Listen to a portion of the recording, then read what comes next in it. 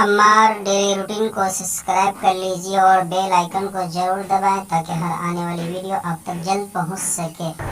الحمدللہ رب العالمین والصلاة والسلام على سید الانبیاء والمرسلین وعلى آلہ وصحبہ اجمعین ومن تبعهم بإحسان إلى يوم الدين اما بعد فأعوذ بالله من الشيطان الرجيم بسم الله الرحمن الرحيم يا أيها الذين آمنوا اتقوا الله حق تقاته ولا تموتن إلا وأنتم مسلمون واعتصموا بحبل الله جميعا ولا تفرقوا واذكروا نعمة الله عليكم إذ كنتم أعداء فألف بين قلوبكم فأصبحتم بنعمته إخوانا وكنتم على شفا حفرة من النار فأنقذكم منها كذلك يبين الله لكم آياته لعلكم تهتدون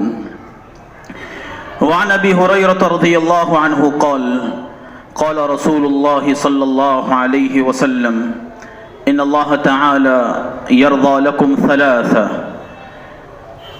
ويكره لكم ثلاثة فيرضى لكم أن تعبدوه ولا تشركوا به شيئا وأن تعتصموا بحبل الله جميعا ولا تفرقوا ويكره لكم قيل وقال وكثرة السؤال وإضاعة المال رواه الإمام مسلم رحمه الله تعالى صدق الله العظيم وصدق رسوله النبي الكريم ونحن على ذلك لمن الشاهدين والشاكرين والحمد لله رب العالمين۔ برادران محترم، عزیزان گرامی قدر، میرے معزز و مکرم دینی اسلامی بھائیوں، سرکار دو عالم صلی اللہ علیہ وسلم کے زمانے میں دو قبیلے تھے، ایک کا نام تھا اوس اور دوسرے قبیلے کا نام تھا خزرج۔ ان دونوں قبیلوں میں بڑی جنگیں چلا کرتی تھی، ہمیشہ انبن رہتی تھی۔ یہ دونوں قبیلے ایک دوسرے کے خون کے پیاسے تھے،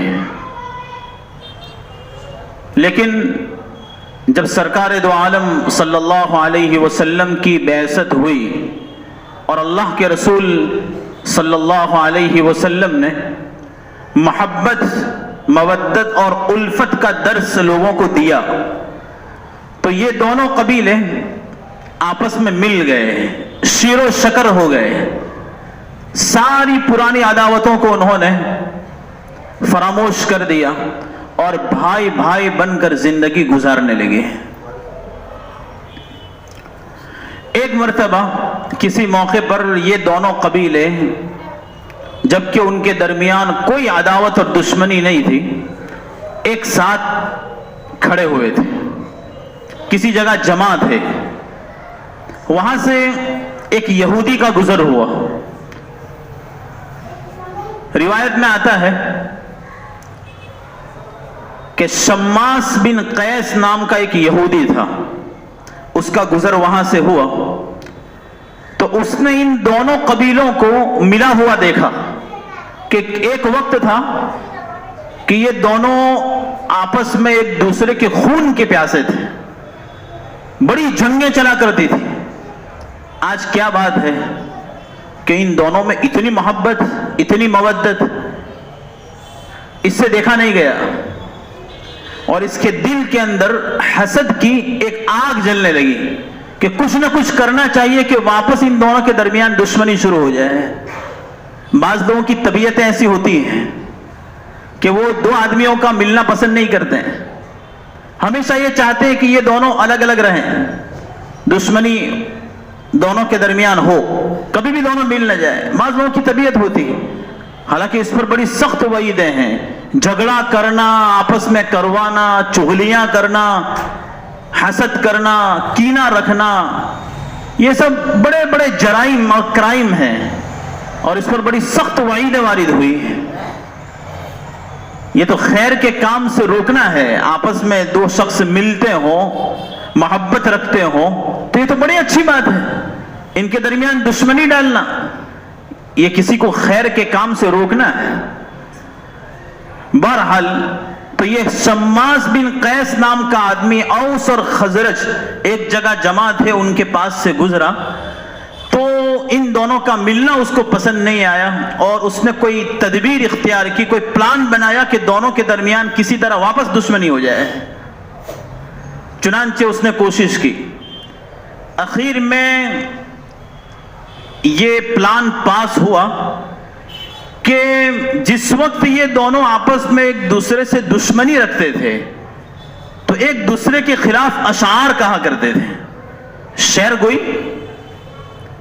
اس قبیلے نے اس کے خلاف اشعار کہے اور اس قبیلے نے اس کے خلاف اشعار کہے. کبھی آپ مشاعرے میں گئے ہوں تو آپ نے دیکھا ہوگا لمبا سلسلہ چلتا ہے, پوری پوری رات چلتا رہتا ہے. لوگ مشاعرے میں شریک ہوتے ہیں اور شعر کہنے والے شعراء اشعار پڑھتے ہی رہتے ہیں. فجر کی نماز تک چلتا ہے اور فجر کی نماز سے پہلے سب سو جاتے ہیں. آج کل بھی ہوتا ہے, یو پی میں مشاعرے ہوتے ہیں بڑے بڑے, اور اسی طرح اب آج کل ہمارے یہاں بھی کچھ کچھ ہونے لگا ہے, اگرچہ اتنا زیادہ نہیں ہوتا ہے لیکن کچھ کچھ ہونے لگا ہے. لیکن کہنے کا مقصد یہ ہے کہ یہ جو آدمی تھا اس نے یہ پلان بنایا کہ جب دشمنی رکھتے تھے تو ایک دوسرے کی دشمنی میں جو اشعار ایک دوسرے پڑھتے تھے وہ اشعار واپس سنانے چاہیے. سنائیں گے تو واپس وہ پرانی دشمنیاں ان کو یاد آئے گی اور یہ واپس ایک دوسرے کے دشمن ہو جائیں گے.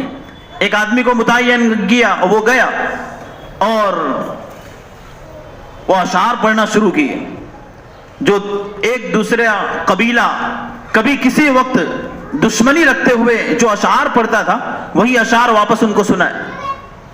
ہوا یہ کہ یہ اشعار سن کر واپس ان کے درمیان دشمنی نے جنم لیا اور دونوں نے تاریخیں متعین کی, آ جانا فلاں جگہ پر فلاں تاریخ کو, اور اس طرح واپس جنگ شروع ہو گئی. یہ شعر جو ہے یہ ایک ایسی چیز ہے کہ انسان کے دل کے اندر ایک خنجر کی طرح کام کرتی ہے.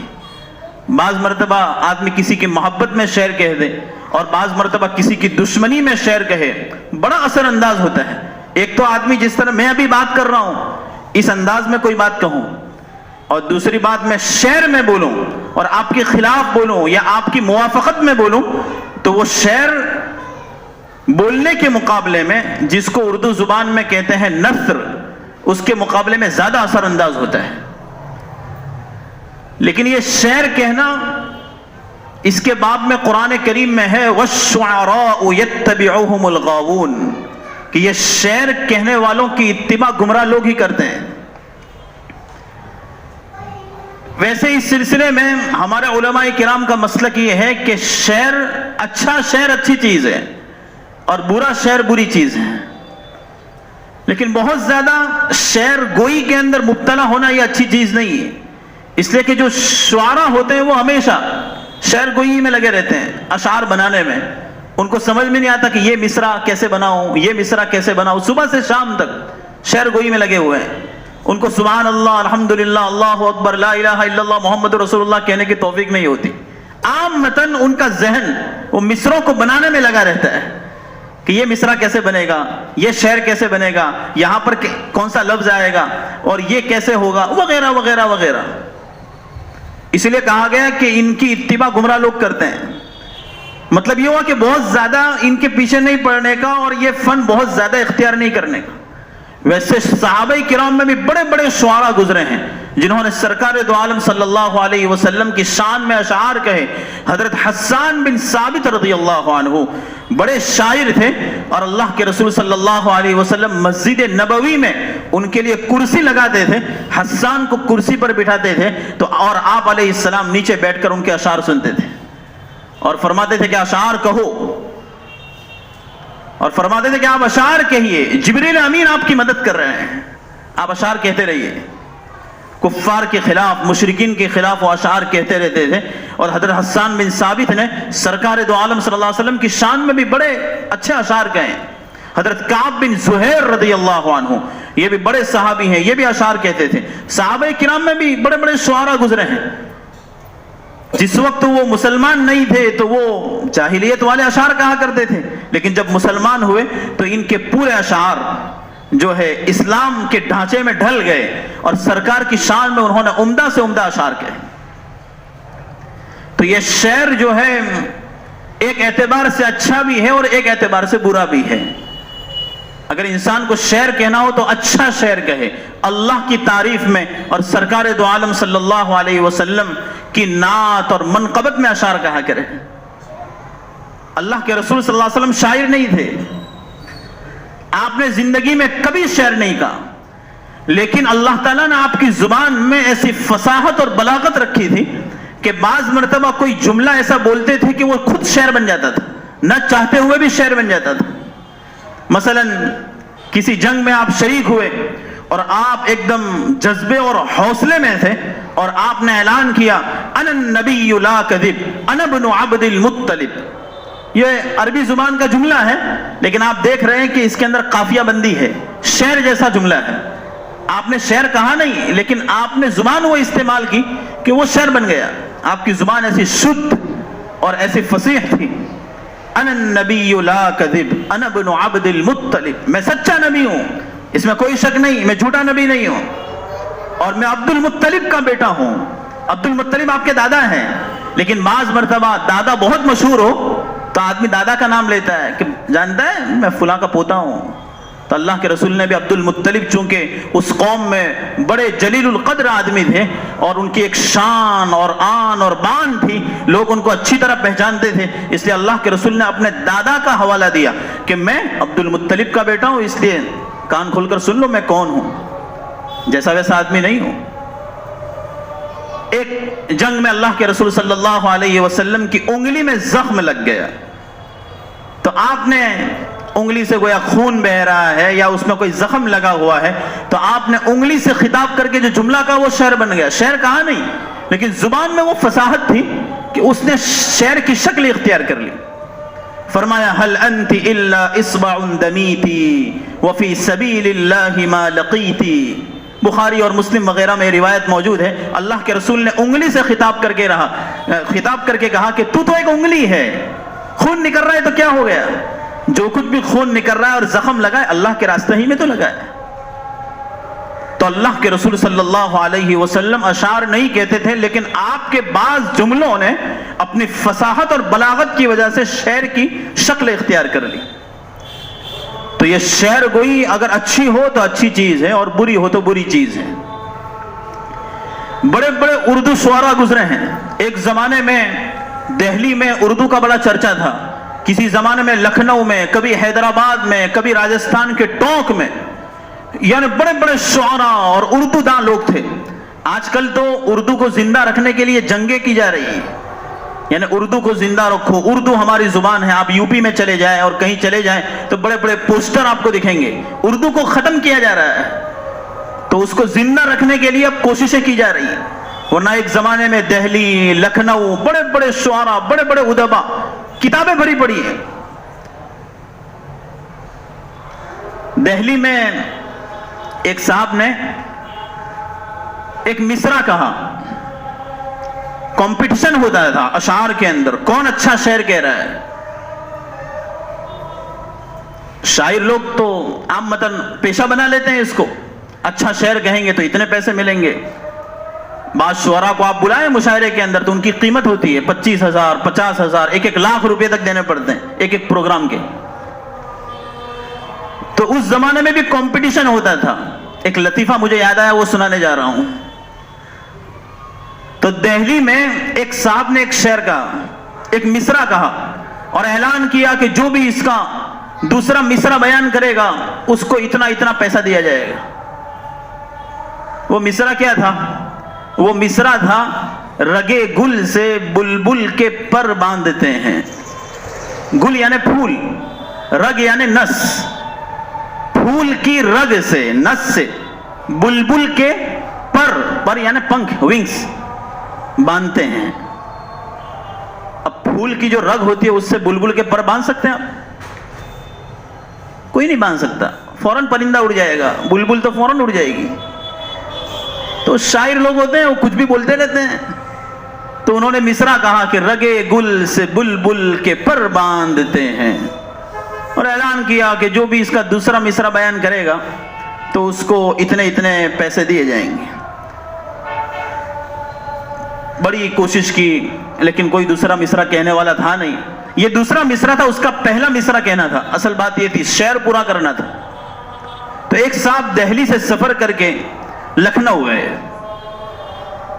اور لکھنؤ جب پہنچے تو لکھنؤ میں ایک رکشہ چلا کرتی ہے۔ ہمارے یہاں جو رکشہ ہوتی ہے جس کو آٹو، اس کو وہاں آٹو کہتے ہیں، اور وہ پیدل رکشہ ہوتی ہے، لوگ چلاتے ہیں رکشہ رکشہ رکشہ رکشہ رکشہ۔ سہارنپور کے اسٹیشن پر آپ اترو تو آپ کو کہیں گے آ جاؤ اللہ والے اللہ والے اللہ والے اللہ والے، جو بھی کرتے میں قمیص میں اور داڑھی میں دکھا اس سب اللہ والے رکشہ میں بٹھا لیتے ہیں۔ پیدل رکشہ جو ہمارے یہاں سائیکل ہوتی ہے نا ویسی رکشہ ہوتی ہے، اور ہمارے یہاں جس کو ہم رکشہ کہتے ہیں اس کو وہ لوگ آٹو بولتے ہیں، ہمارے یہاں بھی اس کو آٹو کہتے ہیں، لیکن یہ دونوں میں فرق ہے، جگہ جگہ کا فرق ہوتا ہے، عرف کا فرق ہوتا ہے۔ تو وہ تانگے میں بیٹھ گیا، جس کو ہم رکشہ تانگا کہہ لو آپ، تو اس میں وہ بیٹھ گیا، اور اس کو کہا کہ لکھنؤ اسٹیشن پر اترا اور تانگے میں بیٹھا، اور کہا کہ مجھے فلاں شاعر کے گھر جانا ہے۔ تو وہ رکشہ والے نے پوچھا کہ بھائی آپ کو کیا کام ہے، فلاں شاعر کے گھر آپ جا رہے ہو، کیا کام ہے آپ کو؟ کہا کہ دیکھو ایک چھوٹا سا کام ہے، دہلی میں ایک صاحب نے ایک مصرع کہا ہے، مجھے اس کے دوسرے مصرے کی ضرورت ہے۔ تو کہا کہ مجھے تو بتائیے، ایسی کون سی بڑی بات ہے، مجھے بتا دیجیے آپ۔ تو رکشہ والا نے کہا کہ وہ آدمی نے کہا رکشہ والے سے کہ آپ کو بتا کر میں کیا کروں گا، مجھے وہ شاعر کے پاس جانا ہے، آپ کا کام نہیں ہے وہ۔ کہ بتائیے تو صحیح آپ۔ تو انہوں نے کہا کہ وہ ایک صاحب نے یہ مصرع کہا ہے رگے گل سے بلبل کے پر باندھتے ہیں، اس کا ایک پہلا مصرع تلاش کرنا ہے اور کسی شاعر سے یہ پہلا مصرع کہلوانا ہے۔ کہ اچھا۔ کہا کہ آپ کو کسی شاعر کے یہاں جانے کی ضرورت نہیں ہے، میں آپ کو کہتا ہوں۔ اس زمانے میں رکشہ چلانے والے بھی بڑے بڑے شاعر ہوا کرتے تھے، اردو جانتے تھے۔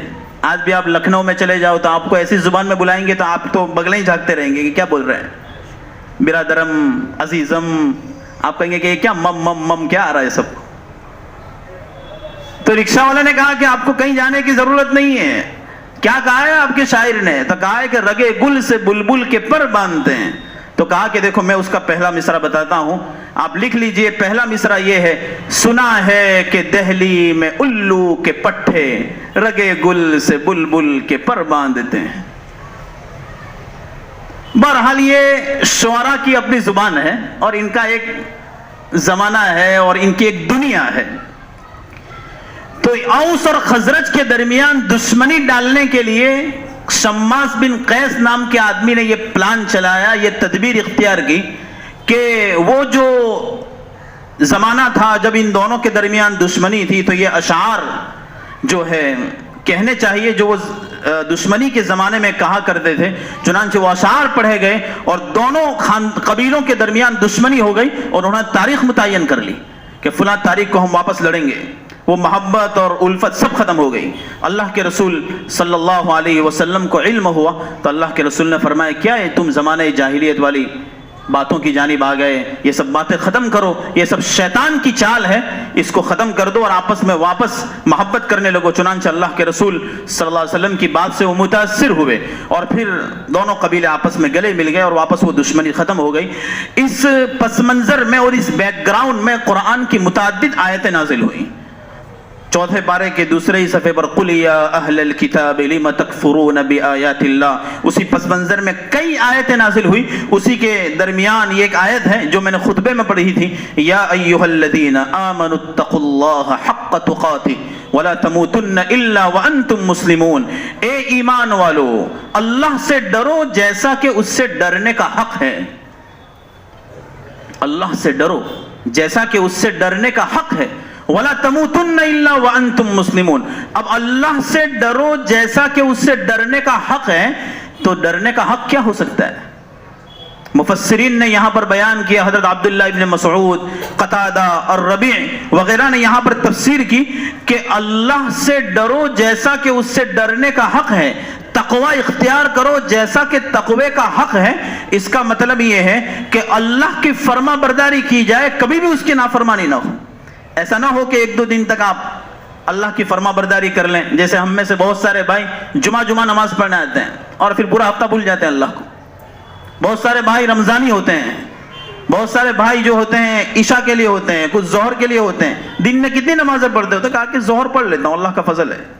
بعض لوگ کہتے ہیں جمعہ پڑھ لیتے ہیں۔ کسی کے ذہن میں ایسی بات آ گئی ہے کہ جمعہ سے جمعہ پڑھیں گے تو درمیان میں سارے گناہ معاف ہو جائیں گے، ایسا کہتے ہیں بعض لوگ کہ الجمعۃ الی الجمعۃ، جمعہ سے جمعہ تک سارے گناہ معاف، صغیرہ گناہ معاف ہوتے ہیں۔ حدیث شریف میں جو یہ بات آئی ہے اس سے مراد یہ کہ چھوٹے چھوٹے گناہ معاف ہوتے ہیں، نمازیں کبھی معاف نہیں ہوتی۔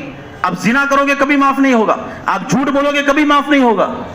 اس کے لیے توبہ کی ضرورت ہے، اور بندوں کے حقوق ہیں ان کو ادا کرنے کی ضرورت ہے، اور اللہ کے حقوق نماز روزے ان سب چیزوں کی قضا کی ضرورت ہے۔ اس لیے تقوی کا حق، اللہ سے ڈرنے کا مکمل حق یہ ہے کہ جب فرما برداری کی جائے کبھی بھی نافرمانی نہ ہو۔ نمبر 2، جب اللہ کو یاد کیا جائے، اس کا ذکر کیا جائے، کبھی بھی اس کو فراموش نہ کیا جائے۔